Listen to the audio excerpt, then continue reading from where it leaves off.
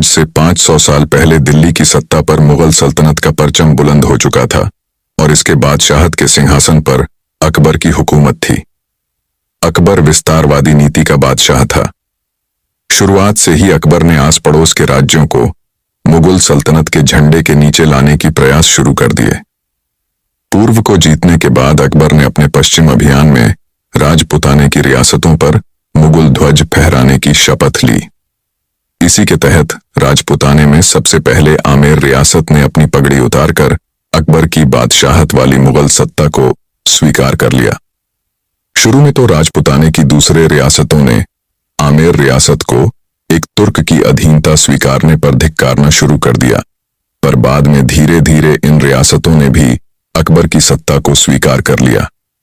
जब राजस्थान की बड़ी बड़ी रियासतें अपनी मदमस्त शान को गुलामी की बेड़ियों में बांधने में लगी हुई थीं, उस वक्त मात्र मेवाड़ अपने स्वाभिमान की चमक बिखेरते हुए पूरी दुनिया के साथ खड़ा था।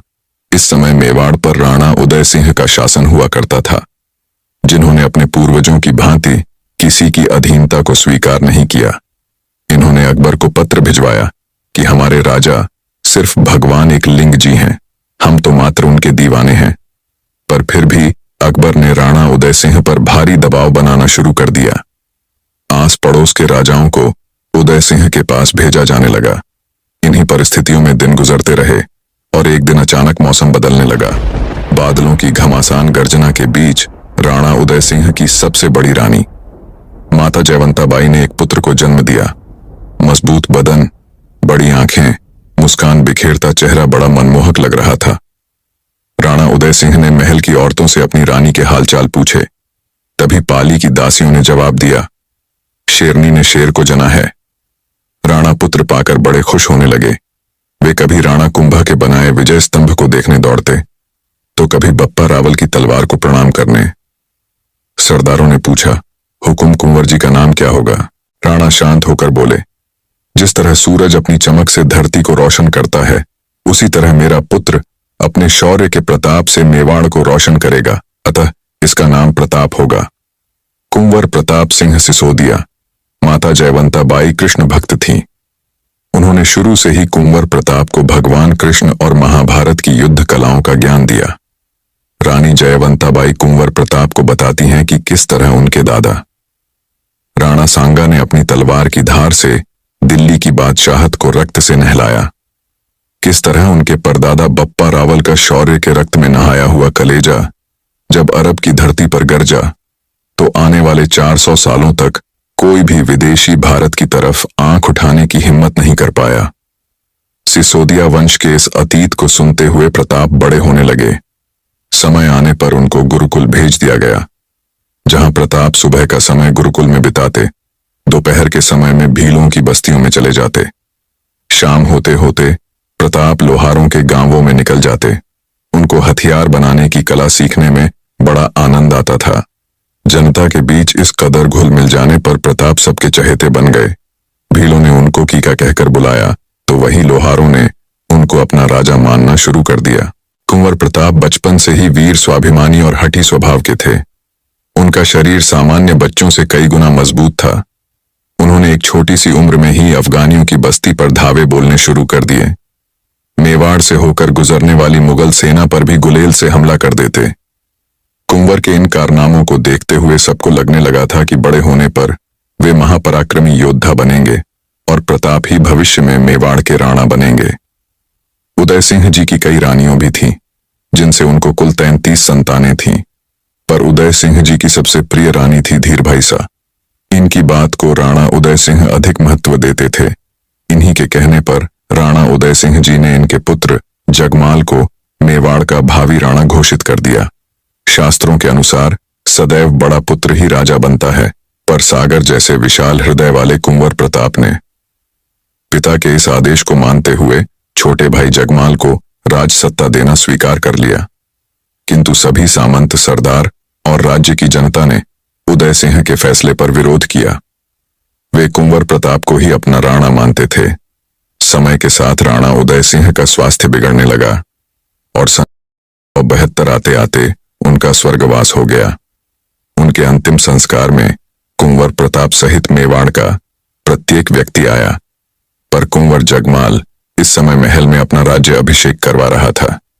ऐसी संकट की घड़ी में जगमाल के अपने पिता के अंतिम संस्कार में उपस्थित न होने के कारण सभी सरदारों ने यही गोगुंदा की पहाड़ियों पर रक्त से मेवाड़ के असली हुक्म श्री कुंवर प्रताप का राज्य अभिषेक कर दिया। सरदार रावत कृष्णदास चुंडावत ने राणा प्रताप की कमर में तलवार बांधते हुए ललकार लगाई, मेवाड़ मुकुट केसरी कुंवर प्रताप सिंह आज से मेवाड़ के राणा हैं। यही से राणा प्रताप ने अपने सरदारों के साथ कुंभलगढ़ की तरफ कूच किया। राणा के आने की खबर सुनकर छोटा भाई जगमाल राजगद्दी छोड़कर अकबर की शरण में भाग गया। 1978 को कुंभलगढ़ की राजगद्दी पर वीर शिरोमणि महाराणा प्रताप का विधिवत रूप से राज तिलक कर दिया गया। कौन है यह महावीर जिसे दुनिया ने मेवाड़ मुकुट हिंदुआ सूरज के नाम से नवाजा? मेवाड़ की राजगद्दी पर बैठने वाले महाराणा प्रताप एक ही वार में घोड़े सहित दुश्मन को काट डालते थे। वो परम स्वाभिमानी शिव भक्त थे, जिनके नाम से ही दिल्ली की बादशाहत कांप जाया करती थी। उन्होंने जंगलों में रहना स्वीकार कर लिया, पर कभी अकबर की गुलामी स्वीकार नहीं की। 72 किलो का भाला, 81 के छाती कवच और 208 किलो के भारी वजन के साथ महाराणा युद्ध भूमि में निकलते, जिनके रौद्र रूप को देख सामने वाला दुश्मन अपना रास्ता पलट देता। हल्दी घाटी के युद्ध में विशाल मुगल सेना को जबरदस्त टक्कर दी। दिवेर के युद्ध में मुगल सत्ता को घुटनों पर ले आए। अपनी छापामार युद्ध नीति के दम पर मेवाड़ को फिर से आजाद करवाकर केसरिया ध्वज लहरा दिया। मुगलों के 36 किलो को जीतकर 40,000 मुगलों को आत्मसमर्पण के लिए मजबूर कर दिया, जिनके भाले की नोक से शत्रु का रक्त कभी सूखा नहीं, जिनकी तलवार ने कभी पराजय का मुंह देखा नहीं। ये गाथा है उस महाराणा प्रताप की, जिसके सामने हर भारतीय बारंबार नतमस्तक होता है। ये गाथा है रुद्र रूप एक लिंग अवतारी महाराणा प्रताप की। आइए देखते हैं श्री महाराणा प्रताप के इतिहास से जुड़े उन अनसुलझे पन्नों की पूरी दास्तां। फरवरी 1572 को महाराणा हुकुम ने मेवाड़ की राजगद्दी संभाली। इस समय मेवाड़ की स्थिति काफी खराब थी। पिता उदय सिंह जी के समय मुगलों के साथ हुए युद्ध में मेवाड़ की पूरी व्यवस्था बेहाल हो चुकी थी। खजाना खाली था और चित्तौड़ सहित मेवाड़ के बड़े भाग पर मुगलों का अधिकार हो चुका था, और अकबर मेवाड़ के बचे हुए इलाके पर भी अपना अधिकार करना चाहता था। महाराणा प्रताप ने राजा बनते ही अपने समस्त सरदारों को बुलाया और उनसे कहा कि रघुकुल मान सदैव ऊंचा रहेगा। मेवाड़ की छाती पर लहराता मुगल ध्वज मेरा कलेजा खींच देता है। बहुत जल्द हवाओं का रुख बदलेगा। मेवाड़ पर केसरिया ध्वज पूरी शान से लहराएगा। मेवाड़ का भविष्य जरूर चमकेगा।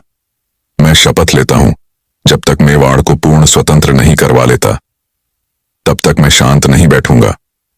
राजमहलों में नहीं रहूंगा, पलंग पर नहीं सोऊंगा, सोने चांदी के बर्तनों में भोजन नहीं करूंगा।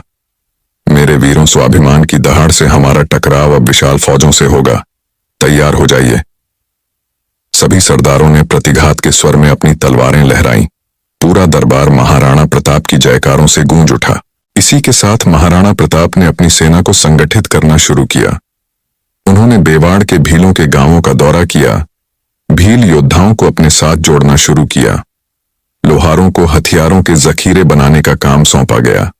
सरदारों को प्राचीन युद्ध कलाओं का अभ्यास करवाया जाने लगा। महाराणा प्रताप द्वारा सेना निर्माण के समाचार दिल्ली के बादशाह अकबर तक पहुंचने लगे। अकबर ने भी राणा प्रताप को रोकने की पूरी तैयारियां शुरू की।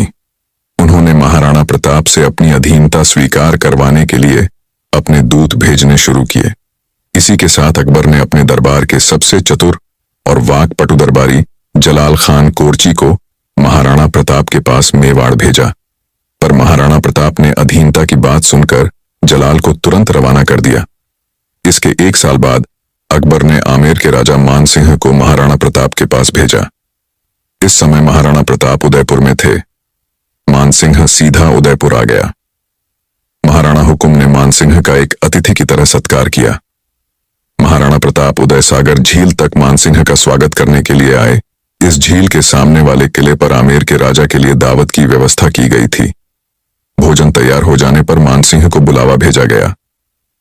महाराणा प्रताप ने अपने पुत्र अमर सिंह को अतिथि की सेवा के लिए लगा दिया, पर महाराणा प्रताप भोजन के लिए नहीं आए। मान सिंह द्वारा हुक्म के बारे में पूछने पर अमर सिंह ने बताया कि पिताजी को सरदर्द है, वे नहीं आ पाएंगे, आप भोजन करके विश्राम करें। मान सिंह ने भौहें तानते हुए कहा कि राणा जी से कहो कि उनके सरदर्द का कारण मैं समझ गया हूं। मान सिंह ने राणा प्रताप के बिना भोजन स्वीकारने से मना कर दिया।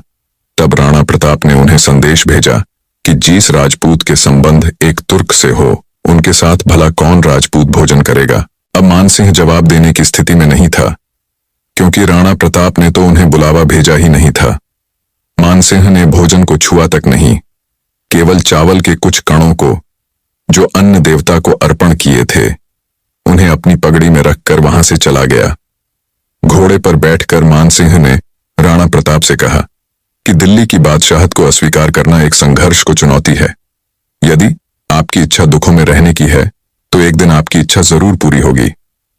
मान सिंह ने आंखें तानकर आगे कहा, मैं तुम्हारा अभिमान चूर्ण कर दूंगा, अगली मुलाकात युद्ध भूमि में होगी। राणा प्रताप ने उत्तर दिया, मैं प्रतीक्षा करूंगा। ऐसे ही अकबर ने महाराणा प्रताप के पास अपने 4 दूत भेजे, पर महाराणा प्रताप ने अकबर की अधीनता स्वीकार नहीं की।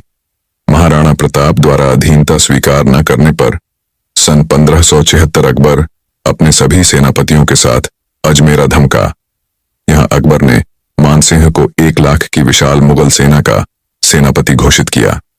3 अप्रैल 1576 को मान सिंह विशाल मुगल फौज लेकर मेवाड़ विजय के लिए निकल पड़ा। 2 महीने चलने के बाद मान सिंह खमनोर नामक गांव में पहुंचा। महाराणा प्रताप के भीड़ सिपाहियों ने अपने राणा को संदेश भिजवाया कि हुकुम मान सिंह असंख्य मुगल सेना को लेकर मेवाड़ की तरफ बढ़ रहा है। पर महाराणा प्रताप तो कब से अपनी तलवार की धार मजबूत कर ही रहे थे। वे भली भांति जानते थे कि युद्ध अवश्य होगा। इधर मान सिंह बनास की नदी के मैदानों में आ पहुंचा। मान सिंह ने यहां मौलैना गांव में अपना डेरा लगाया। दूसरी तरफ महाराणा हुकुम ने अपनी 20,000 की सेना के साथ उसे 6 मील सामने लौसिंग गांव में अपना पड़ाव डाला। विशाल मुगल सेना में राजपूत और मुगल थे, जबकि महाराणा प्रताप की सेना में राजपूत, भील, पठान और लोहारों के गांवों के लोग थे। 18 जून 1576 को संसार के अनोखे युद्ध का आगाज हुआ। आकाश में घनघोर बादल थे और धीमी धीमी हवाएं चल रही थीं। कभी कभी बिजली की तेज गड़गड़ाहट हो रही थी। इसी बीच मुगल सेना आगे बढ़ने लगी। तभी महाराणा प्रताप ने अपने हरावल दस्ते को शत्रु पर प्रहार करने के लिए आगे भेजा। हुकुम की हरावल सेना ने आगे बढ़ रही मुगल सेना के 3 हरावल दस्तों को पूरी तरह से नष्ट कर दिया। इस घनघोर हमले से घबराकर मुगल सेना का हरावल खेमा लूण करण के नेतृत्व में भेड़ों के झुंड की तरह भाग निकला। अब मेवाड़ और मुगल सेना आमने सामने आ चुकी थी। तभी वीर विराट मेवाड़ मुकुट हिंदुआ सूरज महाराणा प्रताप ने युद्ध भूमि में प्रवेश किया। राणा श्री के युद्ध में आते ही मुगल खेमे में दहशत का माहौल फैल गया। महाराणा जीस और बढ़ जाते, वहां शत्रु के लाशों के ढेर लग जाते। मुगलों ने पहली बार महाराणा प्रताप को देखा था। इससे पहले सिर्फ उनका नाम ही सुना था। ने अपनी किताब में महाराणा प्रताप के संबंध में लिखा कि वो बहुत लंबे, मजबूत और ताकतवर थे। प्रताप हाथ में तलवार लेकर जब चलते थे तो ऐसा लगता था कि मानो आंधी सेना को अकेले ही लेकर डूबेंगे। उनके चेहरे पर सदैव गुस्से की लकीरें चमकती रहती थीं। युद्ध भूमि में शुरुआत से ही किसी मुगल सैनिक ने उनको छेड़ने की हिम्मत नहीं की। महाराणा प्रताप की सेना ने 3 घंटों में ही लाशों के ढेर लगा दिए। घबराई हुई मुगल सेना अरवली की घाटी की तरफ भागने लगी। मुगलों को भागते देख सेनापति महत्व का जोर जोर से चिल्लाने लगा कि बादशाह सलामत अकबर विशाल सेना लेकर खुद युद्ध भूमि में आ रहे हैं। ये शब्द सुनकर भागती मुगल सेना सोच में डूब गई कि भागे तो अकबर मार देगा, नहीं भागे तो राणा मार डालेगा। महाराणा प्रताप अब मान सिंह को युद्ध भूमि में ढूंढने निकल पड़े, जिसने कहा था कि अगली मुलाकात युद्ध भूमि में ही होगी। तभी हुकुम ने देखा कि मान सिंह हाथी पर बैठा था। महाराणा प्रताप ने बड़े वेग से चेतक के अगले पैरों को मान सिंह के हाथी के मस्तक पर टिका दिया और अपने भाले से मान सिंह पर करारा प्रहार किया। पर मान सिंह अपने हाथी पर लगे हौज में छुपकर बैठ गया। पर राणा श्री के करारे वार से उसका महावत मारा गया। मानसिंह के हाथी की सूंड में एक तलवार लटकी हुई थी, जिससे चेतक का अगला पैर कट गया। इस समय तक महाराणा प्रताप के पैर में एक गोली लगी हुई थी। उनके शरीर पर असंख्य घाव थे। पूरा शरीर खून से लथपथ हो चुका था। तभी सादड़ी रियासत के झालाबिदा ने कहा कि हुकुम, आपके प्रिय चेतक को इलाज की जरूरत है और आपके पैर पर भी गोली लगी है, जिससे जहर फैल सकता है। आप तुरंत वैद्य जी के पास जाएं। महाराणा प्रताप अपने घोड़े चेतक को अपने पुत्र की तरह प्यार करते थे। उन्होंने झालाबिदा को मेवाड़ का राज छत्र दिया और बोले, सेना को पूरा नेतृत्व देना और स्वयं चेतक पर सवार होकर युद्ध को पूरी तरह से पहाड़ियों की तरफ मोड़ लिया। जहां पहाड़ियों पर भीलों ने युद्ध का मोर्चा संभाल लिया। मुगलों को अब एक नई टक्कर मिली। महाराणा प्रताप चेतक को लेकर पर्वतों की ओर निकल पड़े। यहां चेतक ने 26 फीट की गहरी खाई को कूद कर पार कर लिया और बालीचा गांव में घायल चेतक नीचे गिरकर बेहोश हो गया। तभी महाराणा प्रताप का छोटा भाई शक्ति सिंह, जो मुगल सेना की तरफ से लड़ रहा था, महाराणा प्रताप का पीछा करते हुए यहां तक आ पहुंचा। महाराणा प्रताप बेहोश चेतक को सहला रहे थे कि तभी उनकी नजर शक्ति सिंह पर पड़ी। उन्होंने शक्ति सिंह से कहा, सीना खुलेया मार भाला, तुम गोद गुलामी टीकण लगे। भारत माते कह दूंगा, तेरे पूत दामन में विकण लगे। शक्ति सिंह बड़े भाई के शब्दों को सुनकर फूट फूट कर रोने लगा और भाई के पैरों में जा गिरा।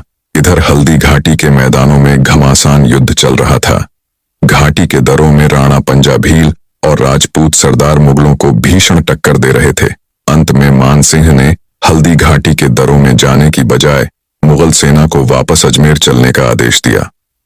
अकबर की विशाल साधन संपन्न सेना का गर्व मेवाड़ी सेना ने मिट्टी में मिला दिया।